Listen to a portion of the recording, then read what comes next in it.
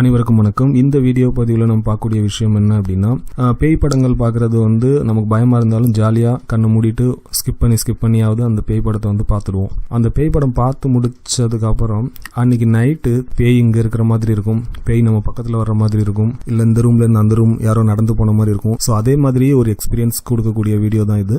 இந்த வீடியோவில் பயங்காட்டுறதுக்கு எதுவுமே கிடையாது. இந்த வீடியோவை ஒரு ரூமில் உட்காந்து பாருங்க, எல்லாரோட சேர்ந்தே உட்காந்து பார்க்கலாம். ஆனால் ஒரு ரூமில் உட்காந்து பாருங்க. இந்த வீடியோவில் ஒரு இமேஜ் பார்க்குறீங்க. இந்த இமேஜில் பார்த்தீங்கன்னா இந்த பொண்ணோட மூக்கு பக்கத்தில் தமிழில் இந்த ஆயுத எழுத்து எழுதுறோம்ல, அதே மாதிரி ஒரு 3 புள்ளிகள் இருக்கும். இந்த 3 புள்ளிகளை மட்டும் கவனிச்சு பாருங்க. இதுல இருந்து பயங்காட்டுற மாதிரியான எந்த இமேஜும் வராது. ஸோ நீங்க தாராளமா அந்த 3 புள்ளியை மட்டும் கவனமா பாருங்க. அடுத்து என்ன பண்ணணும்னு நான் சொல்றேன். ஒரு 10 செகண்ட்ஸ் அந்த 3 புள்ளியை மட்டும் கவனமா பாருங்க.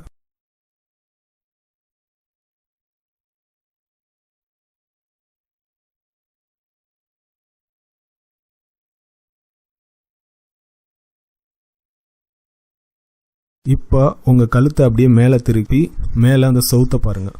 அதாவது உங்கள் ரூமில் இருக்கக்கூடிய அந்த ரூஃப் கூரையை வந்து அப்படி பாருங்கள்.